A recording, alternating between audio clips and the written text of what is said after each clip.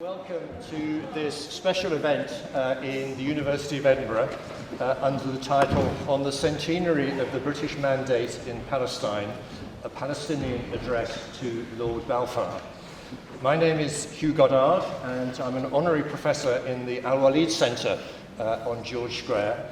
Very pleased to be chairing this event this afternoon. It is a great pleasure for me to welcome our speaker for this evening, Dr. Salman Abu Sitta. Dr. Abu Sitta was born in 1937 near Beersheba in what was then Mandate Palestine, but which in 1948, the year of the end of the Mandate, in the process which Palestinians call the Nakba, the catastrophe, became part of the State of Israel. With his family, he therefore became a refugee, firstly to the Gaza Strip and then to Cairo. And there, as part of the remarkable act of altruism by the government of Gamal Abdel Nasser in the 1950s, by which university education was made freely available to Palestinian refugees, he graduated from the University of Cairo in the Faculty of Engineering. From there, he continued to postgraduate studies, obtaining a doctorate in civil engineering from University College London. From there, he went on to establish a very successful engineering firm in Kuwait, and it is from there that Dr. Abu Sitta has come to be with us today. So a very warm welcome therefore. Thank you. Now, there are three reasons I want to suggest why Dr. Abu Sitta is particularly well qualified to address today's topic. Firstly, as someone born in 1937, as someone who therefore lived through the ending of the Mandate and the Nakba, he has invaluable first-hand experience of what happened. And as with other terrible events of the 20th century, the value of this first-hand testimony is obviously incalculable. Secondly, because in 2016 he published an autobiography, Mapping My Return, a Palestinian Memoir, which was published by the American University in Cairo Press. This was the lead book review in volume 16, number 2 of the Journal of Holy Land and Palestine Studies, which is published here in Edinburgh by Edinburgh University Press. And the reviewer, Rosemary Saig of the American University of Beirut, commented that the majority of personal accounts of the Nakba focus on Galilee or central Palestine. Part of the value of Dr. Abu Sitta's testimony is therefore that it focuses on the story in the south and the rather different dynamic there. And thirdly, because alongside his work as an engineer, Dr. Abu Sitta has devoted his life to the amassing of geographical data about Palestine, what Rosemary Saig in her review describes as restorative cartography. Based on the study of maps, photographs, administrative records, and memos from different periods before, during, and after the British Mandate, and using libraries in Britain, France, Germany, Turkey, Egypt, the US, the UN, and even from Israel, with the help of sympathetic Israeli friends, Dr. Abu Sitta has produced a formidably detailed account of what happened to individual villages and settlements during the British Mandate and in the subsequent decades. And this has been published in his Atlas for Palestine, of which a couple of copies are available for consultation here, published by the Palestine Land Society in 2010. It's on the basis of this work that Yuri Avnery, an Israeli writer and peace activist with Gush Shalom, the Bloc of Peace, who had a very interesting correspondence with Dr. Abu Sitta in Counterpunch in 2014, described him as the world's foremost expert on the Nakba. And it's very good news that the future of Dr. Abu Sitta's archive is now secure, it having been offered a home, a permanent home, at the American University of Beirut. It's a great pleasure, therefore, to welcome Dr. Abu Sitta to Edinburgh to help us reflect on an aspect of our own history and we look forward very much on the occasion of the centenary of the establishment of the British mandate in Palestine to hearing Dr. Salman Abu Sitta's address to Balfour.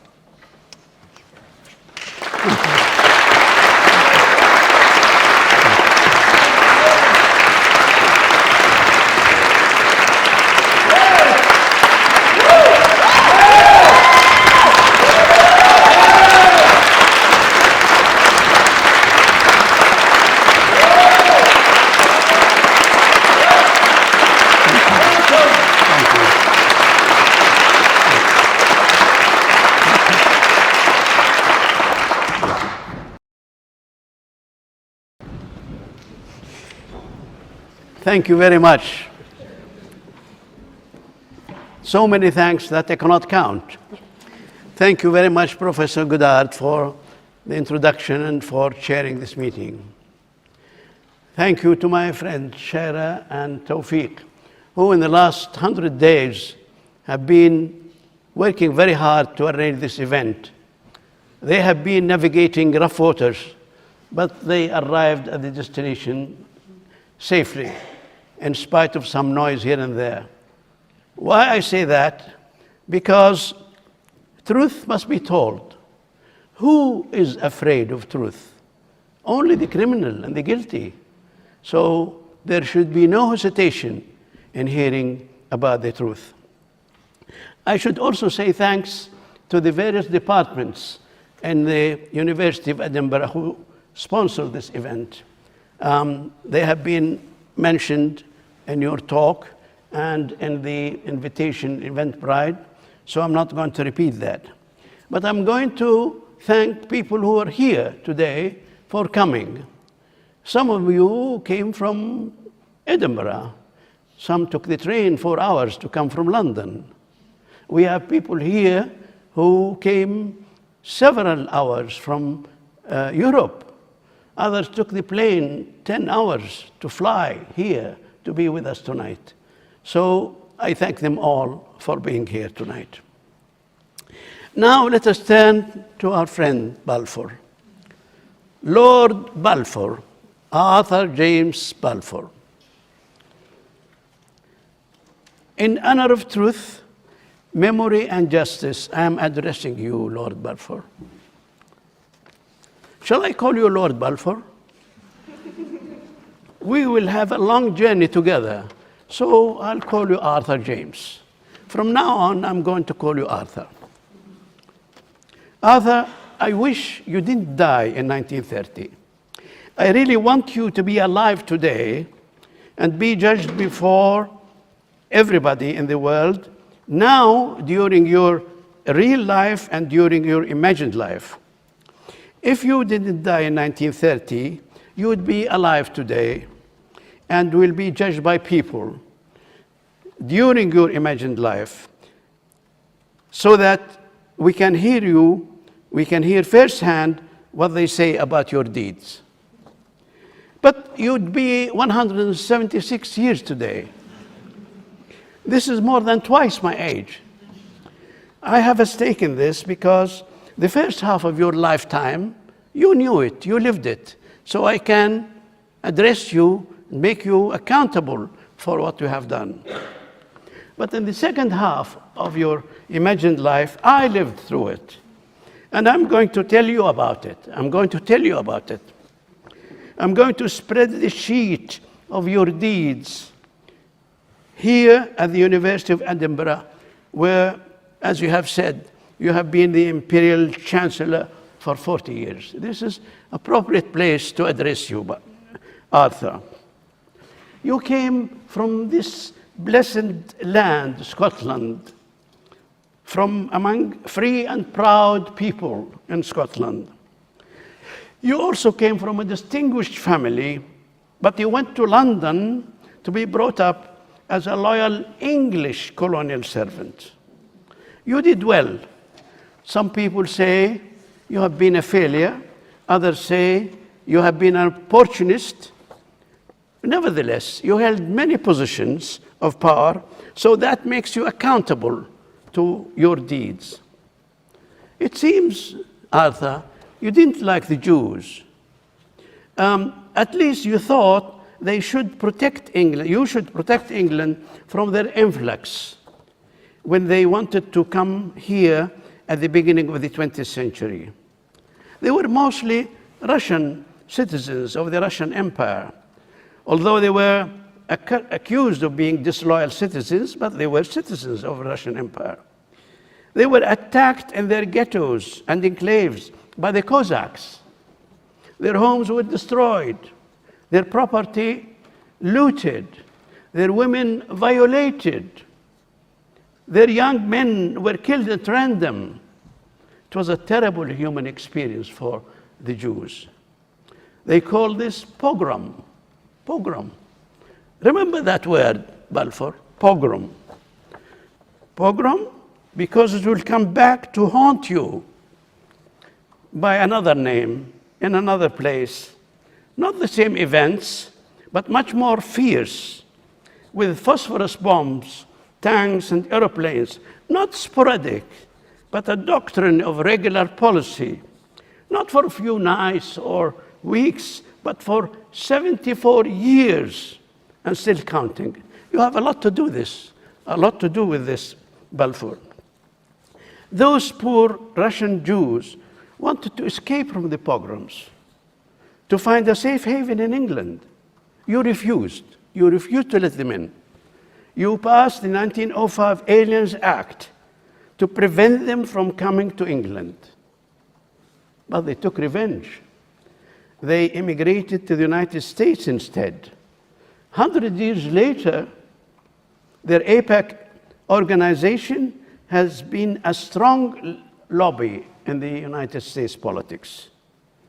The sons of those Russian immigrants took higher positions, from Kissinger to Blinken, and they became foreign minister, the same position like yours in England, but for the United States. Slide. But Palestine was another story. It has a strategic position, important for your imperial interests. It is the heart of the Arab world. It is needed to cut down this heart of the Arab world. In 1916, you were part of a big scheme to deceive the Arabs by telling them that they will be free from the Ottoman rule if they join you in pushing the Turks out of Arab provinces. They believed you, and they fought with you. To confirm your promise, the Allied planes dropped leaflets in the Arab territory repeating your promises. At the very same time, when these promises were made, Arthur, your man, Mark Sykes, and a French diplomat called Georges Picot were huddled in a dark room, spreading the map of the Middle East between them. They were dividing the Arab pie between them. They were arguing about where the borders of Palestine would be from the borders of Syria and Lebanon. You were dividing the Arab pie. You, the British and French, were fighting over war spoils on the dead body of the Arab nation. At the same time, you were driven by Zionist ambitions who wanted to extract more land and more water in Palestine, provided there were no people in it. They will not be allowed to be there. They wanted empty Palestine. But it was not empty. It was rich and fertile. Next one. This is Palestine at the time, rich and fertile, with 1,200 towns and villages, with rich land, with history over 4,500 years. Not many people in Europe can claim that. But you, Arthur, the politician, befriended wealthy European Jews. They told you that if you gave them a foothold in Palestine, they would mobilize all the Jews in the world on Britain's side in the First World War. You knew, of course, or at least you should have known, this was a lie. For one thing, the Zionists at the time did not number more than 5,000.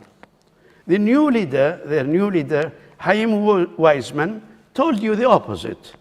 He told you that they were a world force to be reckoned with. You knew it was not true. The Jews in many countries were silent citizens of the countries of their birth and residence. You had in your government a witness to that, a British Jewish minister, Edwin Montagu. He was dead against your policies, and he believed it was bad for the Jews as it would strip them from their nationalities in other countries. He called Zionism a mischievous political creed. That's what he said. But you were clever. You wanted to kill two birds with one stone. You wanted to get rid of the Jews and deny them entry to England. At the same time, you wanted to turn them into a useful force for your imperial interest to dismember the Arab nation. Your prime goal at the time was the Suez Canal. As a scheming politician, Arthur, you arrived at an agreement with wealthy European Jews to that effect and kept it hidden in your drawer until the right time came. In preparation for this day, a Zionist British Jew, a cabinet minister, Herbert Samuel, submitted a memorandum in 1915 entitled The Future of Palestine. It was a plan to colonize Palestine. In the same year, British threat to Ottoman-ruled Palestine became ominous. They planned to attack Palestine from their base in Egypt. My father was against the British and on the side of the Ottomans, on the basis that they were Muslim rulers for Muslim lands.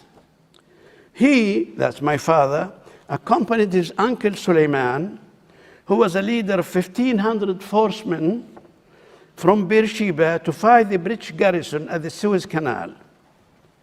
My father saw his uncle in battle, galloping on his horse, waving his sword, before he was gunned down by machine guns of the British. The right time for you to reveal your secret agreement with the Jews took a little longer than you expected. Why? Because in January 1917, British forces entered Palestine from their base in Egypt. The British had a hard time occupying Palestine. They were defeated at the gates of Gaza twice. Well, obviously, Gaza has a history of resistance. The British lost thousands killed and more wounded soldiers their soldiers came from various parts of the British Empire. It took them 6 months, the British, to lick their wounds and regroup. A new commander of the British force was appointed. His name was General Allenby. To recover from their defeat in Gaza, the British devised a new attack plan to pretend they attacked Gaza for the third time, but actually they wanted to attack Beersheba in the east instead of that. My family knew this. The British forces, next one, the British forces started from my land. This is a First World War map, and it says we left from Abu Sitta land, right? And then they proceeded to Beersheba from the east. And this ruse, this new attack, succeeded. The British marched all night along this red line and attacked Beersheba unexpectedly from the east. Why I'm telling you this, Balfour? Because it shows how and when you made your declaration. At 7 p.m. on Wednesday, 31st of October, 1917, the British forces took Beersheba. That was the first British victory in the First World War. They had defeats in Gaza, as I said, twice. They had defeats in Kut in Iraq, and they had defeats in Gallipoli in Turkey. So the next morning, which is 1st of November, LMB sent a telegram to London saying, Beersheba is in our hands. Jerusalem will be your Christmas present. On the 2nd day of November, you, Arthur, received LMB telegram, and you pulled out of your drawer a piece of paper you already signed with the Jews and made your declaration, Balfour Declaration. Before that, you could not do that. Now, I don't need to recite for you the Balfour Declaration. It's very clear. It was, of course, 105 years ago, today, this week. Your declaration was the promise of those who did not own to those who have no title, giving away the property of the absent lawful owner. Arthur, in today's world, what you have done will take you to jail because you issued a false promissory note.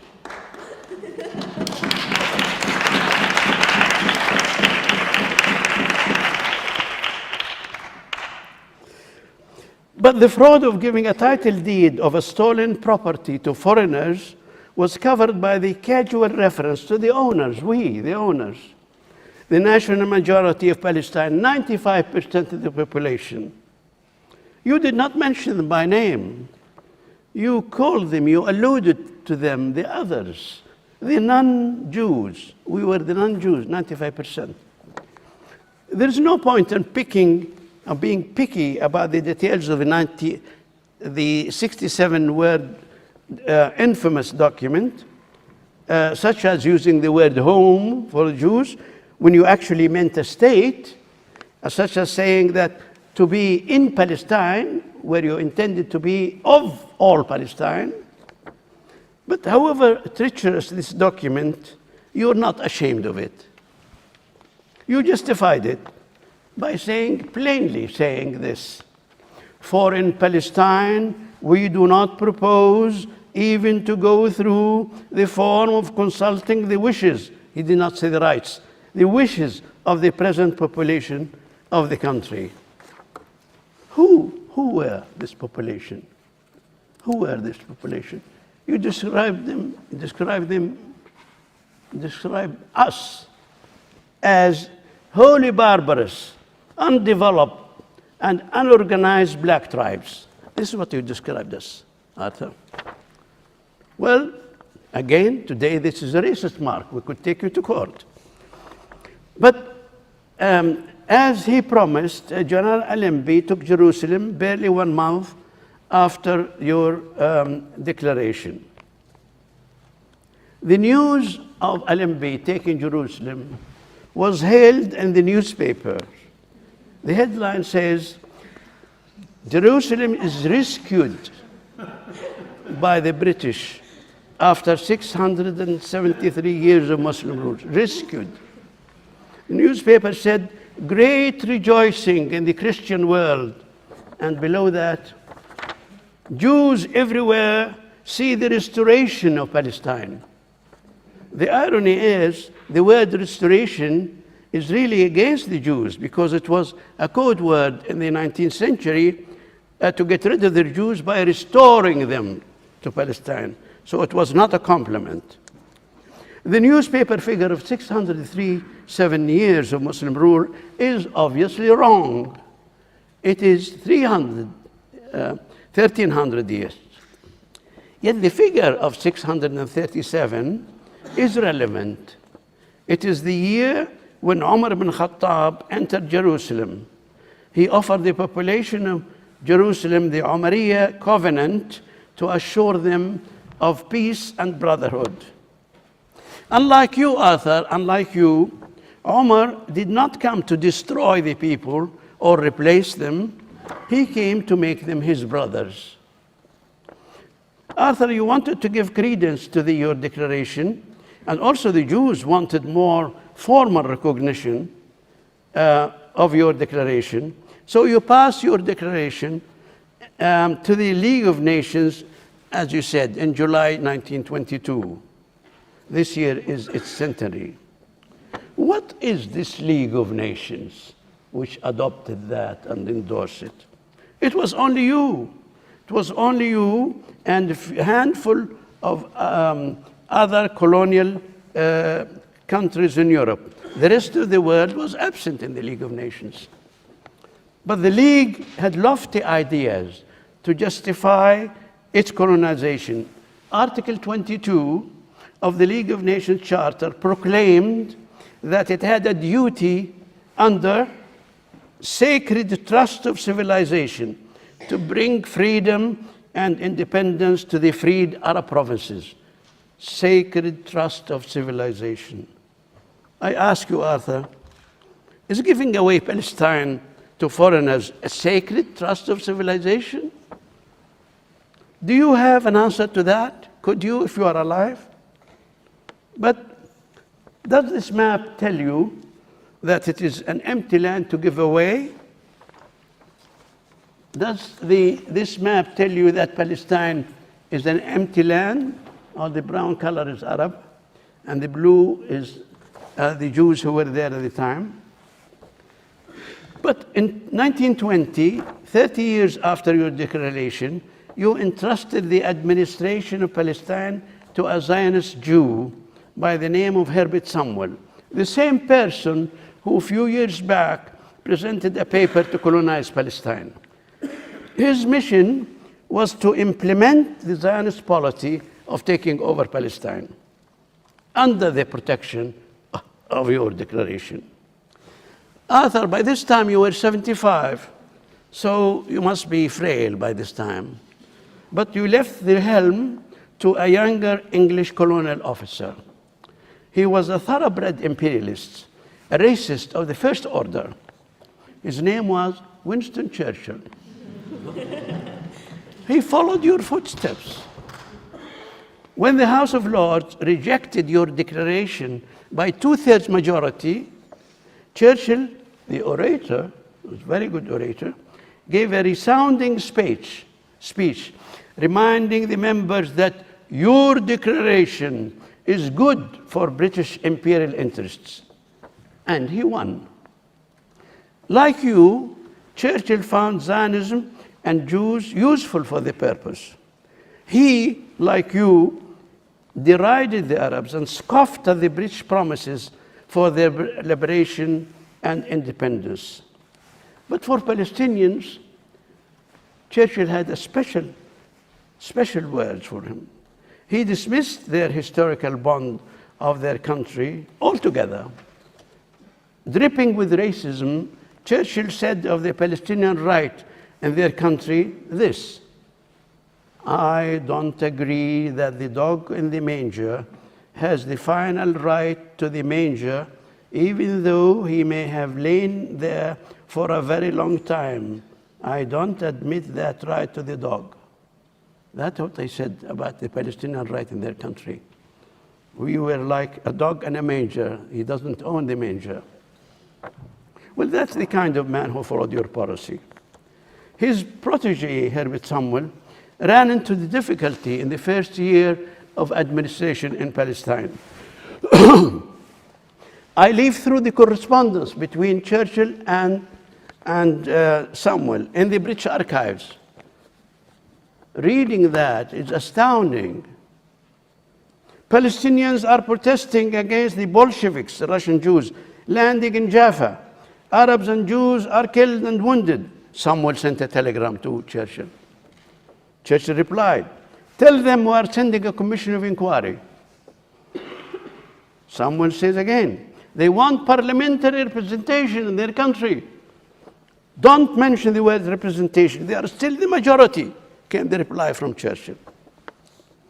And naturally, the Palestinians revolted against that.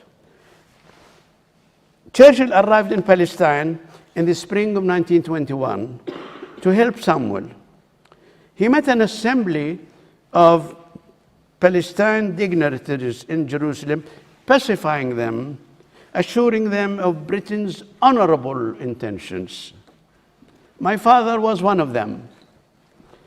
My father told me that Churchill told him, assured him personally, that Britain respected and affirmed their rights in Beersheba district, their land and traditional customs. Churchill asked him to resort to peace and don't raise a rebellion against the British. His statement, Churchill's statement to my father, was confirmed by an official document from the government, British government. This document was brought before an Israeli court many years later in 2010. A Palestinian citizen of Israel in Beersheba, his name is Nouri al-Uqbi, protesting Israel's confiscation of his land in Beersheba, presented this document. The Israeli court dismissed it on the grounds that Beersheba was empty of land. Nobody lived there. Here you have that. But with support from Churchill, Samuel resumed his mission. In his 5 years of tenure, from 1920 to 1925, he promulgated about 100 laws, essentially founding Israel, waiting to be announced 28 years later. Samuel created separate Jewish institutions for education, for banking, for power generation, for public works, and particularly a Jewish legislative council and embryonic Jewish army, the Haganah. The Palestinians, the majority, 95%, were denied the right to do any of these things. In 1925, you, Arthur, entered Palestine for the first time. You attended the inauguration of the Hebrew University of Jerusalem, wearing the University of Edinburgh robes. While you were honored by grateful Jews, you did not hear the shouts and curses of Palestinians just outside, denouncing you in Jerusalem and as far away as Damascus. Nor did it occur to you that the word Hebrew, which is a language word, was a hidden word for Israel. In fulfillment of your declaration, Palestine doors were now open to the influx of European Jewish settlers. In August 1929, the Russian settlers, the Bolsheviks, attempted to take over the Aqsa Mosque in Jerusalem. This ignited the Great Palestinian Rebellion, which started 3 years. Arthur, you must have heard about the Burak uprising in your final days. You must have heard about the British Commission, yet another commission, sent to investigate. In March 1930, you left our world. Arthur, I wish you had remained alive to see what happened next and the suffering and all the death and destruction which is caused by you. But I shall tell you what happened after that. That's why I come here today, to haunt you and to bring your deeds to the notice of the whole world. By 1930, the number of Jewish European settlers, the Bolsheviks, climbed to 30% of the population of the country. Naturally, the Palestinian population rose against the threat to their existence of the country. The rebellion was met with utmost British brutality. Utmost British brutality. The RAF bombed villages indiscriminately. People saw airplanes dropping bombs on them for the first time in history. British forces attacked the villages, destroyed their supplies, and held the men captive in cages for 2 days on end without food and water. The art of British torture was refined. They forced villagers to walk barefoot on the thorns of sabbar tree. Collective punishment was applied widely. Political parties were dissolved. Political parties were dissolved and the leaders were executed, imprisoned, or deported. The British executed the 80-year-old man, leader of the revolt, Sheikh Farhan Saadi. He was 80 years old and he was hanged while fasting in Ramadan on 22nd of November, 1937. That's the date of my birth. Meanwhile, the British forces trained the Jewish militia, created elite units known as SNS, Special Night Squads, gave them uniforms, shared intelligence with them. The British helped create the Haganah, the future army of Israel. The British brutality was copied and greatly refined by Israel today. But the Palestinians resisted as much as they could. They have tiny means. In each village, a dozen or two young people joined the fighters in the uprising. I know this personally. My brother Abdullah led the revolt in Beersheba district. With his comrades, they kicked the British out of the district for 1 year, and they set up a national government from 1938 to 1939. But what could they do against the might of the British Empire? The minimum estimate of Palestinian casualties was 5,000 killed, 15,000 wounded, and probably 15,000 or more were jailed. This is about 50% of all adult population in the place where the revolt was. 50%. They were either wounded or jailed by the British. That's why I always say, and will continue to say, the 1939 is the British-inflicted Nakba on Palestine. 6 years later, in 1945, your country emerged from the Second World War victorious, but very much exhausted. And those Jewish settlers you brought to my country decided they don't need you anymore. They wanted to get rid of you. They wanted to take over Palestine for themselves. They carried out a series of terrorist acts against you, against your people and your British forces. You, their erstwhile benefactor. They hanged your soldiers in trees. They blew up your buildings, and they kidnapped your judges. But you tolerated them. So much, very unlike what you have done to us. You saw them invading Palestine in April 1948. You did nothing. The settler army you helped build started the invasion of Palestine while the British were watching. Here, I give you a slide many people have not seen before. No, next one.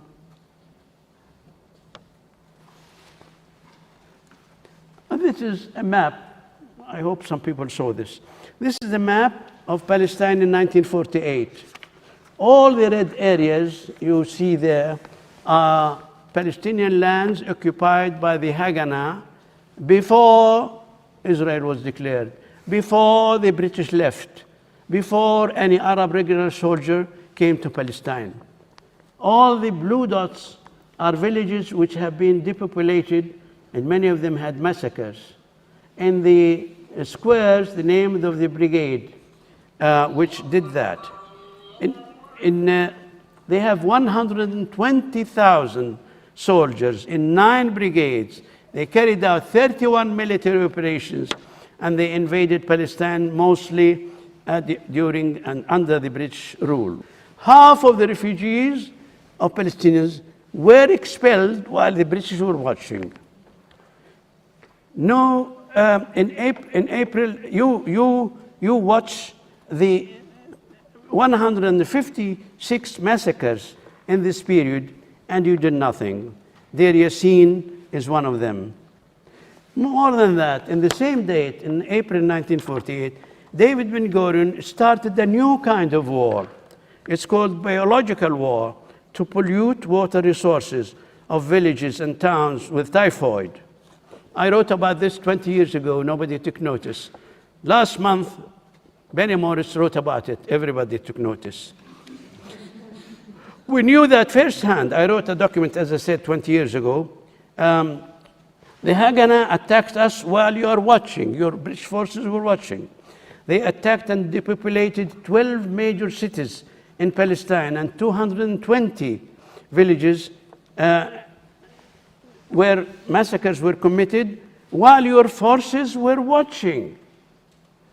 No, sometimes the British forces helped the Haganah to expel people from Tiberias and from Haifa and other places. Your British forces failed to protect us against massacres such as in Deir Yassin, Ain al-Zaytun, Sa'sa, Hunin, Mansur al-Khair, Husainiyya, and many others. Shamelessly, British forces failed to stop the depopulation of our main cities in Jaffa, Haifa, Safad, and Tiberias. Half of all Palestinian refugees were expelled by the Haganah while Palestine was under the protection of the British forces. In April 1948, the last British civil servant rushed to leave Lidda airport in panic to catch the last civil plane out of Palestine. History has no mercy.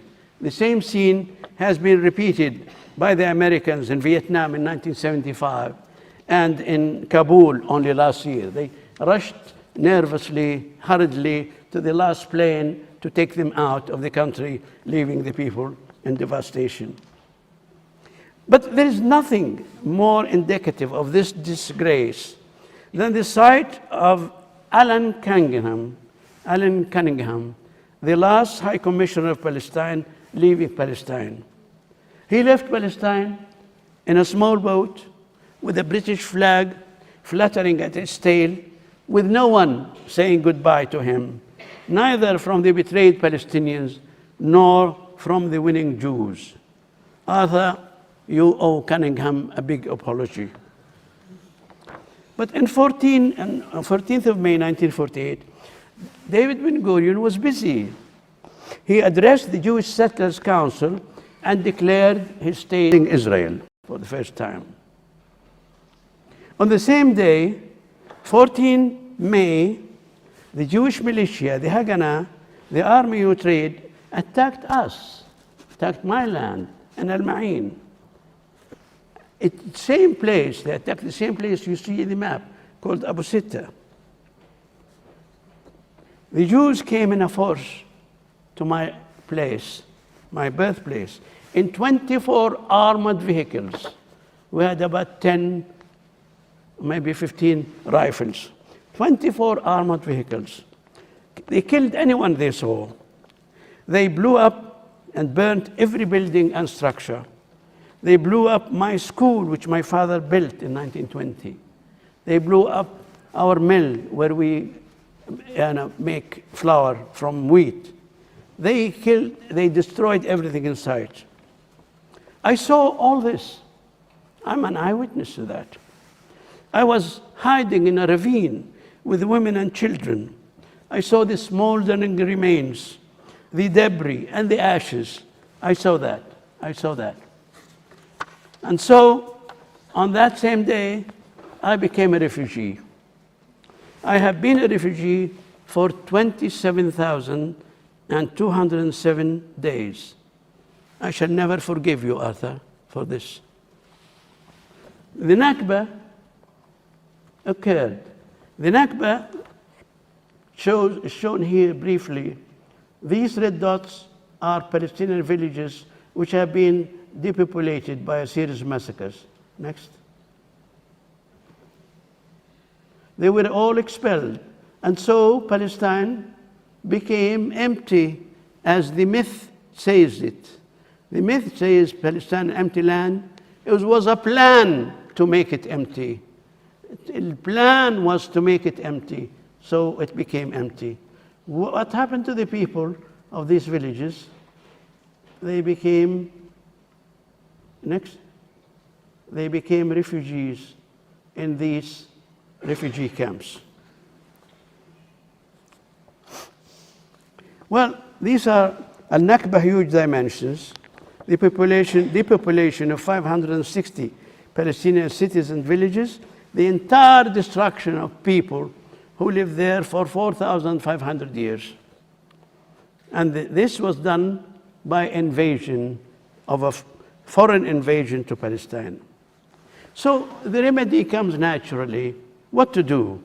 Of course, the natural remedy is to stop this crime and to restore the refugees back to their homes. And that's what we call right of return, which we will never give up. The Arabs, other Arab countries, failed to save Palestinians in the first round. They should have tried again to erase the consequences of this Nakba. So your government should encourage them to do so, or help them to do so. You should help them to do so. You are the cause of all this. It's natural that you should help them. But your government reaction was just the opposite. In 1950, Britain ganged up with France and the United States and issued the Tripartite Declaration, warning the Arabs against any attempt to reverse this Nakba. They actually ganged up against any attempt to restore people back to their homes. So then, where is the next war? Who waged the next war? It was Britain, led by the unstable Eden, in collusion with France and Israel. They attacked Egypt in 1956 to topple Nasser, but the result was different. Eden vanished out of the political scene, and Nasser became one of the three world leaders of the non-aligned countries, representing 3/4 of the world population. In 1967, Israel attacked again. It occupied the remainder of Palestine, now called the West Bank and Gaza, occupied Sinai in Egypt and the Golan in Syria, and later South Lebanon. This occupation is now 55 years old. So every day since then, the blood of Palestinian people is spilled. Children and women are killed. Houses are demolished. Thousands are jailed. Travel to families, schools, and hospitals are restricted.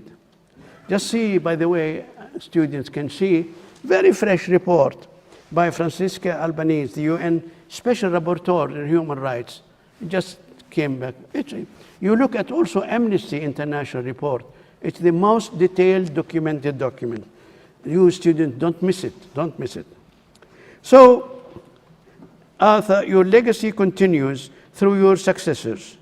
Theresa May addressed Jews on your centenary, 100 years, by recalling your declaration with pride.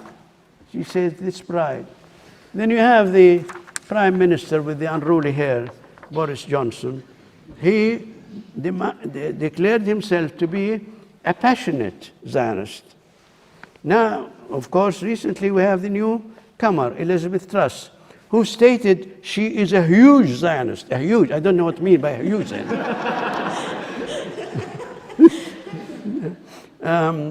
But the British people told her to get out after 44 days. Yeah. Add to this list the murderous legacy of the departed Ben-Gurion, Rabin, Sharon, and now Gantz, the Israeli war minister who's in office now. He's now wanted by the International Criminal Court in The Hague, by the way. Now, the last word we get yesterday from news, Israel elected a most racist government, some call it fascist government, and therefore they have just publicly declared their colors. We don't have to explain. They explained who they are. But such a long criminal record is mired in the mud of your legacy, Arthur. We never lose hope, as much as we don't ever lose our right of return to home, but we also do not lose hope. There remains a righteous people among the British people. Over recent years, they created a large constituency of support for Palestinian rights. It is growing every day. Many are here today, and I am proud to know many of them and work with them. So here it is, Arthur. Arthur James Balfour. These pages of your legacy before your eyes. And then I tell you, you have eternity to think about it, to regret it, and to be punished for it. We Palestinians lived in our country for thousands of years, before and during the invasion of many countries. I, for one, document my lineage in Palestine for 200 years. This document, dated 1845, shows the name of my great-great-great-grandfather, Sheikh Dahshan Abu Sitta. And he lived there in his country long before the settlers from the cold hills of Russia smuggled into my country, pretending to be the original Palestinians, and I'm not the original Palestinian. The date of this document here, as I say, 1845, it is almost the same date, almost the same date, 1848, the birth date, your birth date. You were born at Wigingham, right? Wigingham House, East Lothian, in Scotland in 1848. The irony is still with us. Add 100 years to this date, you get 1948 and Nakba. Your birth was the harbinger of death and destruction. The Holy Land became land of blood, destitution, and grave for humanity. 100 years later, from your birth, the Nakba occurred. 100 years later. So Palestine was destroyed. Palestinians were depopulated, and we became refugees. Nevertheless, the Palestinians are still here. It's true, we are occupied, attacked, wounded, vilified, forsaken, but still alive and defiant. We were 700,000 when your infamous declaration was made. Now we are 14 million in and around Palestine and scattered around the world.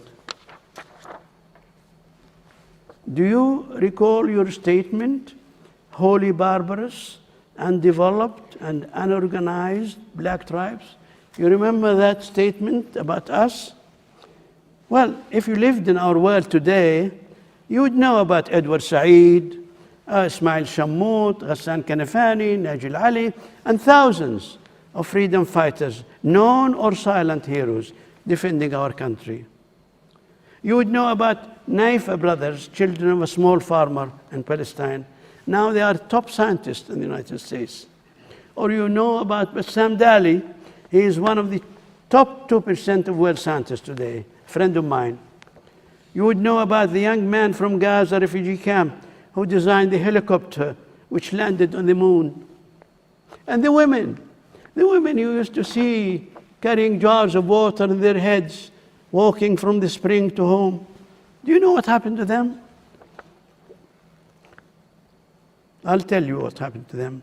Today, you would meet Samah Sab'awi, the playwright in Australia, Susan Abul Hawa, the novelist with books in 30 languages, Noor Ariqat, the eloquent human rights lawyer, Sami Halabi, the painter, the renowned painter. And to top it all, Arthur, there is a new name for you, Nujud Fahoum, young woman, planned to be the first woman on the moon, Arthur. Well, these are the people you made refugees. These are the people you made. But in spite of you and your wicked promise, in spite of the crimes committed and are being committed today based on it, we still believe, Palestinians, we still believe that justice will prevail. Justice will triumph. We look at the free and liberated future Palestine with the help of good people, and they are the majority. Today, in front of this noble assembly, I remind you of the words of Desmond Tutu, Archbishop Desmond Tutu. He said, if you are neutral in situations of injustice, you have chosen the side of the oppressor. Very simple rule. If you are silent on situations of injustice, you have chosen the side of the oppressor. But I'm sure you will not be silent. That's why you are here tonight. But only the criminal is afraid of truth. Only the criminal who want you not to hear what we are talking about. Therefore, I ask you to join me on this call. We call on the British government to apologize to the Palestinian people for the suffering, to support the implementation of the inalienable right of return of Palestinians to their homes, to pay full compensation for losses and damages, to help in the rebuilding of the new Palestine and the repatriation of its people, to teach the true Palestinian history in schools and in the media. And all the above, we call on you present here today to stand by these demands and to restore Palestine to its people in justice and freedom, as LMB found it in 1917, and to liberate Palestine from all the ills of humanity, Zionism, racism, apartheid, occupation, and war crime. Let Palestine be free from the river to the sea. Thank you.